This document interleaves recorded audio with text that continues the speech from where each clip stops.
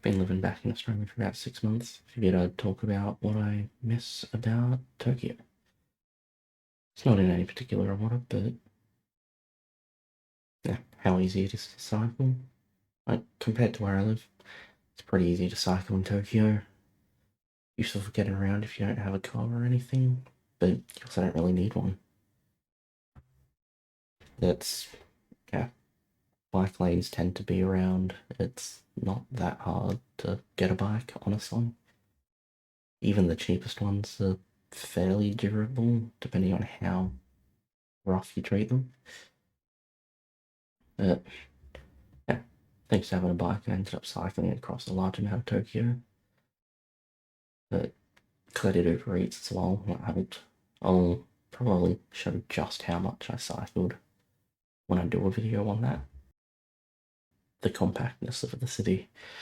It's something I've seen people not like that much, but honestly, it's kind of an upside to me because there's always going to be like a grocery store or some random restaurant or like a convenience store or something just down the road, which leads into my next point, which is you can just buy groceries at 3 a.m. if you need. So, I mean, that's convenient for me because when I lived there, I worked until about midnight usually and wouldn't get home till about 1:30 in the morning. So sometimes there'd be those times where I'd get home, look in the fridge and go, ah, crap, there's not really much to cook. Gonna have to grab an extra one or two things. And I'd just go down the road to the Lawson 100 or 7-Eleven around the corner, grab some cabbage or bean sprouts or whatever else I need, and yeah, problem solved. And even outside of that, there was a My Basket, Union, and Olympic store down the road. The My Basket closed at 11 p.m. every day, and the other two were 10 p.m. every day. So even then, that's still later than a lot of places I'm used to over here. Another thing I miss is just how easy it was to go for a hike if I wanted. Over in Australia, or at least where I live, if I want to go hiking, I need a friend with a car or my own car. I do have one, I'm just not on my provisional or open license, so I can't just take it for a drive up to the mountains whenever I want. I'd have to drag one of my friends that's licensed along with me, which is kind of an inconvenience for them. But back when I lived in Tokyo, if I wanted to hike, say, Mount Takao, could just hop on the train for like an hour, spend about 1,000 yen return, and yeah, just spend the day hiking. Could probably go up to like Saitama and stuff pretty easily. Go hiking. It's a nice little day trip, maybe an overnight, depending. But yeah, if I ever got sick of the city, I could just go out into nature if I wanted. Well, it's not the best thing on the list. It's still something I do kind of miss, which is just how cheap alcohol was. So, if it was local stuff, it was pretty cheap. Like, I could get a big, like 500, I think, ml can of Strong Zero or like the discount versions, home brand versions, for between 100 and 150 yen, depending on where I went. And if I really wanted like whiskey or shochu or something, I could buy like a big 3.7 litre bottle for about 1,300 yen. I just need to buy some mixes, which, again, the Lawson 100 down the road, they'd have I think 1.5 litre bottles of cola or melon soda or ginger ale for 100 or so yen.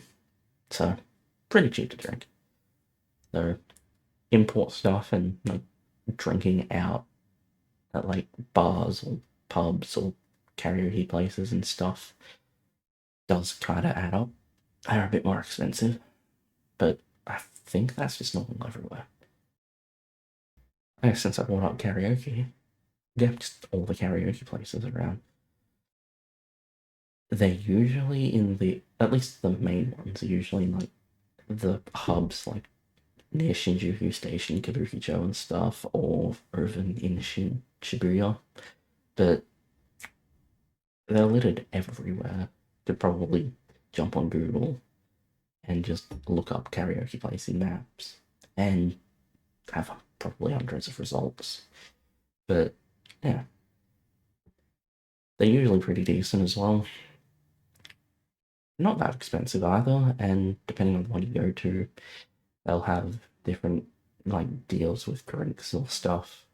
The ones I usually went to had unlimited drinks for about an extra 500 yen or so per half hour, which also plays into the cheap drinks thing. But they also usually use the same couple of types of karaoke machines, regardless of where you'd go. Which usually some variation of Live Down. Because I think there's like Live Dam AI or Live Dam some other stuff. A few different variants of that, and then Joy Sound. But both of those you could hop online and look up. Basically look up what songs which machines have and where to find those machines. So if you wanted to sing specific songs, it wasn't that hard. Definitely helped for me. But most karaoke places will have at least both, I've noticed. Or at least the ones I went to. Yeah, if you enjoy a night singing, might as well do it. Uh, you can sometimes hear people singing from the hallways, which, you know, might be embarrassing for some, but when you think about it, everyone's singing terribly anyway, so if you're just adding to that, is it really that big of a deal? I know I can't sing very well. Since it's semi-relevant to drinking and stuff, my co-workers and my job. I definitely miss that.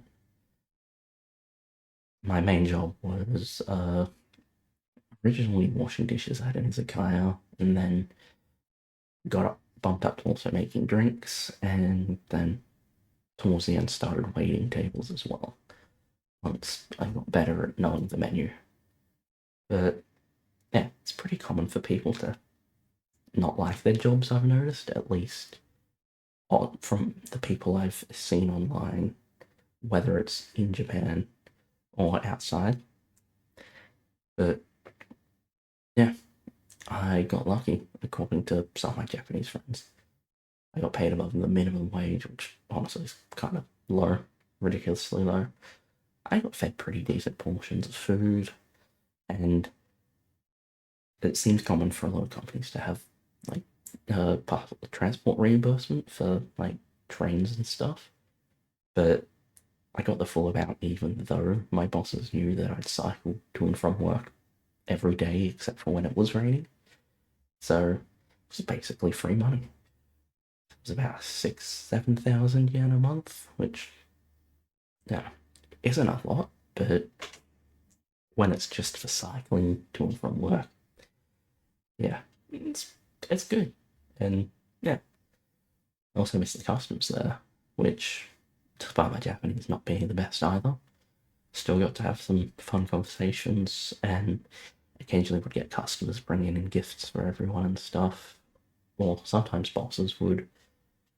I remember the last shift I had there got one of the mugs that we use at work that's got the name of us on it, like the name of the izakaya, and then I got some cake and some cherries that one of my bosses got from Yamagata because that's where his hometown is. Um, yeah, if they still want me back, I messaged my boss about 2 months ago now, I think, asking for the okonomiyaki recipe we use because we do that at our izakaya. So he, yeah, took a screenshot of the document that we used for it and sent it to me and told me to message or call once I'm back in Japan to come work there again. That was like 4 months after I'd stopped working there, so yeah, I feel pretty lucky. And last on the list, the public transportation, which, yeah, is overdone. Everyone talks about it, but yeah, like trains are usually frequent enough that if you miss one, just wait a couple of minutes. Next one, come and take you where you need anyway. They'll occasionally be like local and express trains. That's the only real concern, depending on your station. Like if you need to go to Shinjuku Station or Shibuya Station, local or express, it just won't matter. Or the end lines, or end station, but people always overlook the buses. Buses, yeah, they're buses. They'll run a little behind schedule every now and then, but you know, traffic's a thing. You can't really control that, especially with taxi drivers being what they're like. But yeah, they're clean, they're pretty easy to use, they get you where you need to go. I also have, like, at the front of the bus, there's usually a screen which shows like the next 2 or 3 stops coming up and the final stop. That'll rotate between Japanese and English. So, you know, you'll at least be able to keep track of where you need to get off. And like if you use Google Maps or something with that, it makes it easier as well. If you need to get off at one of the stops that isn't like the end destination and you're not too sure what it's called. I guess for now that's just pretty much everything I miss. I mean, there's other stuff like my friends and all that, but you're always going to miss your friends from other places regardless of where you go. Looking forward to going back, and the sooner I finish uni, the better. See you all next time. Thanks for watching the video, and if you've lived in Japan or travelled there for more than, or even if it's just been a week or two, if you miss anything, mention it down below if you want. Don't forget to like and subscribe, all that stuff. I do also stream on Twitch, but yeah, you can follow me there if you want to.